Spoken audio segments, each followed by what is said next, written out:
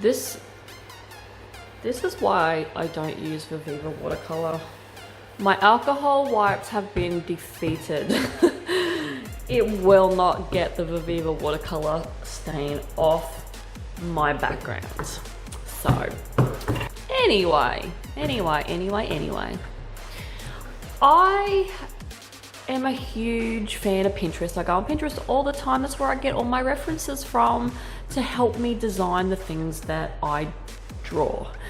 But I keep getting haunted by a particular piece on Pinterest. Or every time I would go onto the home feed and just scroll through just all the random stuff that it suggests for you, this illustration right here keeps popping up. And yeah, the next night, there it is again. The next night, there it is again. So I investigated because I do like the piece. I do really like it. And I ended up saving it. And then I kept continuing on my journey of looking through all the stuff on Pinterest. And what do you know? Again, it appeared in my home feed the following night. So, like I said, I investigated it and I found out that it was a Draw This in Your Style. And it's by an artist, and I'm probably going to butcher the name because I'm not good at pronouncing names, and we all know that. Is it Loputyn or Loputyn?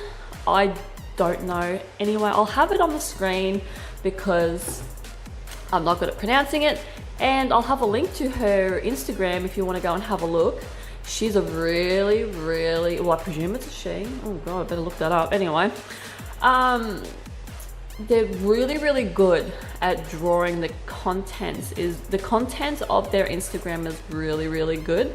There's a few things of like animal human interactions that I'm not a huge fan of, like seeing in an illustration. Yeah. But this person can draw so good. So by all means, I'll have the link below. Check their Instagram out. So what I've decided to do today, because this picture has been haunting me, I think it's a sign that I need to draw this piece in my style. Again, I'm really enjoying these Draw This in Your Style. Like, I've been actually looking at the tag in Instagram and really enjoying a lot of pieces that I've been seeing, and I've been screenshotting them. It's actually really good, like when you sort of have a little bit of art block. The best thing you could probably do is go to the Draw This in Your Style tag and have a look and see what pieces you like on that tag and draw it in your style. Art block is now cured. Well, for me anyway.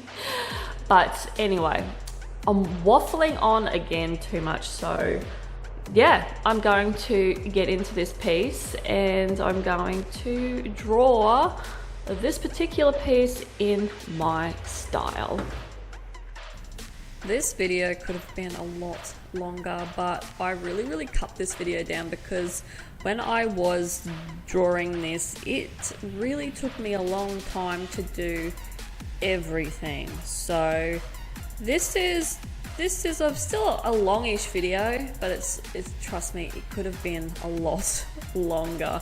I did cut a fair bit out for you guys because I didn't want it to drag on too much, but I also want to start showing a lot of my processes of drawing instead of just, you know, doing the design up and just line arting it and away I go, really. So anyway, this piece I decided to bust out my Strathmore ready cut hot press paper.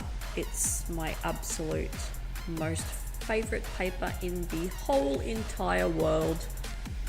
I need to buy more because I've only got 2 sheets left, but when I bust out this paper, I really want this illustration to work, and I'm just feeling like I want it to be a really good piece.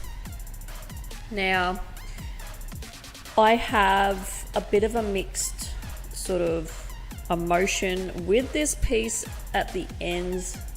Like, I like it, but I am quite on the fence with it as well.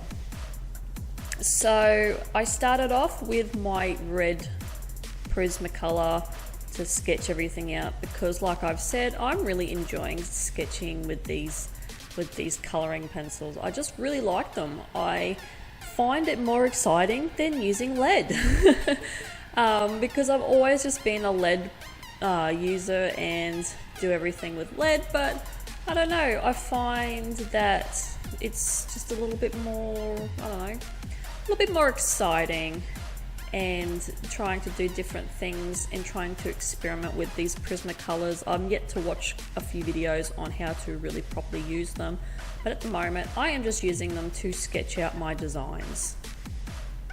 So when I was sketching this piece out, don't worry, I don't keep those eyes are shocking. I end up rubbing them out. Drawing people is not my strong point, and this is the reason why I am taking a bit of time out at the moment to draw people, because I'm not good at it and I really don't know how to draw to do faces, especially female faces. Males are even harder. I don't want to tackle male faces and males at the moment in humans, because I feel as though they're more simple, but at the same time they're more complex.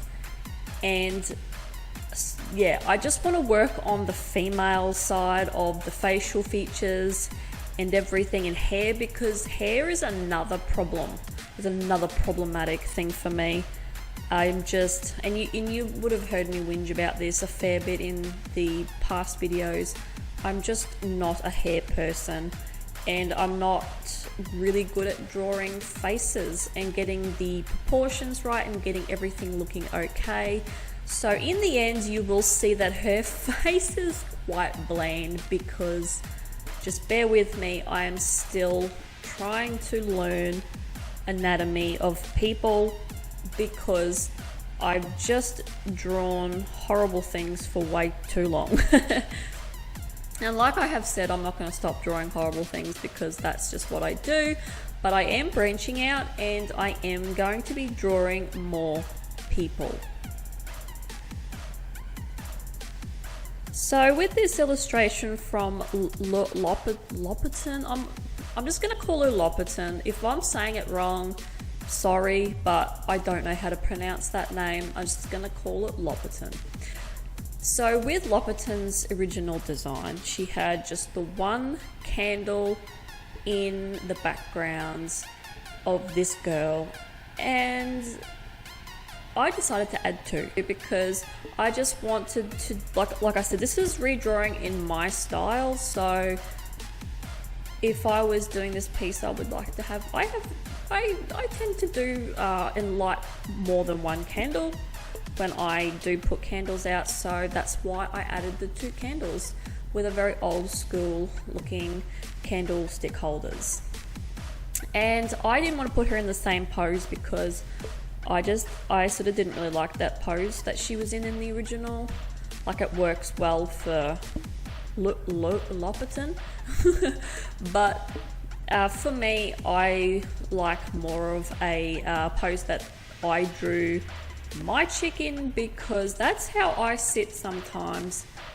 And it's basically just, I'm just drawing how I would sit and what I would include in my everyday life if I was to sit and replicate this physically. So yeah, that's basically what I'm doing, is just doing everything that's how I would do in real life. Now, the bats were a real struggle of mine. I don't know why, but I wanted to do vampire bats, because in the original they're just plain bats and they're quite dark with just little white eyes. With my drawing, I wanted them a little bit bigger, and I wanted them I wanted them a little bit lighter, but in the end, and you will see that I really don't like the way that I did the little faces, so I end up going back over their little body area and really darkening their faces so you can't see the detail, but it wasn't too much detail, but yeah, so you don't see their faces because it's a shit show. And then I wanted to lighten the red a little bit before I went over it with some watercolor, because I really wanted it to lighten it on her dress more, but I think I pressed a little bit too hard and it sort of really didn't erase that well. But I didn't want to erase a huge amount because the lines just went everywhere, and I honestly struggled as it is to find where the lines were. I really it was once again another shit show. And yeah, so that's what happened there with the line art. I just wanted to keep it a bit more brighter around her face so that red Prismacolor would work with her skin to bring out some of her skin, but it sort of tainted everything else. Not that I mind in the end, but it's okay, but it's not something that I'm fully happy with. I probably should have pulled out the blue Prismacolor to do the dress side of things and then sort of just kept the red to the skin areas. I don't know, I'm still working with these Prismacolors. I'm still working out different ways to do everything. So like I said, if you are watching something that I'm doing and you just go, that's not how you use it, I know, I'm just using it the best I can for the time being until I sort of work out how to properly use it. But I'm just, like I said, I probably do a lot of things wrong, and a lot of people pick up a lot of wrong things that I do in my drawings, but at this point in time I'm just doing what I can. You just got to understand that at the moment I'm still growing and learning a lot of things. I'm far from being any type of professional in arts. I'm just doing what I think's right at this point in time in my art existence and my art journey, and learning from it. And it's really great that some of you guys do pull me up on a lot of things and say, hey, you know, you don't sort of do that, use that sort of tool in that sort of context, or you don't use it as much. And it's good that I'm getting that advice, because that's the main reason why I jumped on here. It's another main reason why I jumped on YouTube, because it's really good to get you guys' opinions who have probably been drawing longer than me and have really mastered a certain thing. And yeah, it's really good to hear from you guys, because then that molds me, and I take that on board and learn from it basically and apply it and see if it works for me.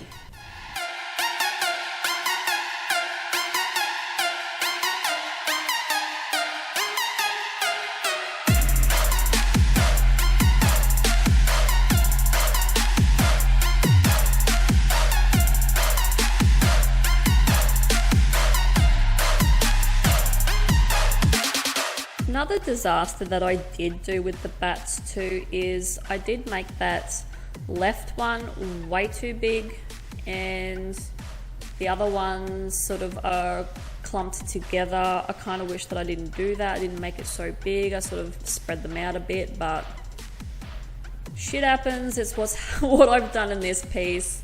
It's a regret that I thought it was going to look good when I first started to put them together. I thought, oh, it'd be cool if they were sort of one was behind the other, but I don't know, it didn't sort of execute very well, but that's my bad. And I coloured in the candlesticks with a gold Sharpie, which was not a good idea, because I'm using this really nice Strathmore paper, it really just sucked that gold up, and it just looked like old sort of really dirty copper, sort of gross metal looking stuff. So I then went over it with my water-based Faber-Castell metallic gold, which brought some more gold out, so I thought that was quite interesting that the water-based one worked, but then again it was going over the Sharpie, so it might have been the same. If I used it by itself, it might have absorbed into the paper as well. So now I'm going over the hair with the liner, and at this stage I'm sort of feeling quite happy with the hair. It's probably the best kind of hair that I've done in my whole entire life. But you can tell that there's definitely a lot of room for improvement and a lot of things that I've got to work on. And I'm not too where am I going with this? I am quite happy with her face. I just wish that I could do eyes a little bit better. My eyes are just really, really bad. But at the same time, I was trying to go for more of a really sort of pale eye look. So she kind of looked a little bit scary and a little bit zoned out, because that's what I just like to do. But I don't know. I think I might start trying to learn how to do eyes on their own. Just fill a whole sketchbook full of eyes, because yeah, I'm just no good. So then I went over and applied some of the shading, because in the Loputyn original, there's a lot of dark in the hair and a lot of grey, and I am fully aware that her neck shadowing does not make sense, but that was an accident that I did early on in the piece, and because I've done it so dark, I really couldn't remove it, so I just had to kind of leave it there, and I just did a bit of a shadow on the other side because the light's actually coming from that side where the shadow is, and yeah, it does look a little bit silly. But once again, just another mistake that I've got to learn from. And this is when I go over the bats really dark and just hide the monstrosity that I do with them. So yeah, probably my least favourite part about this drawing is the bats. I just did not do that very well. That's the thing that I really despise about this piece. But other than that, I do feel pretty positive about this, and I do feel as though I'm heading in a good direction with doing people, and it's going to take me a while to really make it work for me, because like I said, I don't usually do girly pieces like this. Like this to me is quite girly, and it's completely out of my comfort zone. And yeah, that's why it took me a long time to do this piece, because of that, because I really had to take my time and try and get it as best as I could, because I was out of my comfort zone. But yeah, to do the dress could have been a little bit better. I didn't want it too puffy because I'm not a big fan of that real puff dress. And the ruffles, I really just winged those ruffles on the bottom of that dress. Like it was just, that was a bit of a struggle. And I did rub them out a fair bit, but I'm hoping I've made them work, and I'm hoping that they look alright. And I went over her dress and did some little flower designs with a metallic silver, and then I went back over them later on with some dots of white just to make them pop a little bit more. And then with the candles, I did put a bit of a yellow shine on her sleeve of her dress, and also on some of the poofy skirt part, and I made the bottom of her hair a little bit lighter, just to suggest the candles are lighting up her hair. So I'm hoping I've done this redraw justice, and I'm hoping that you guys liked it, and yeah, I'll see you guys in the next one.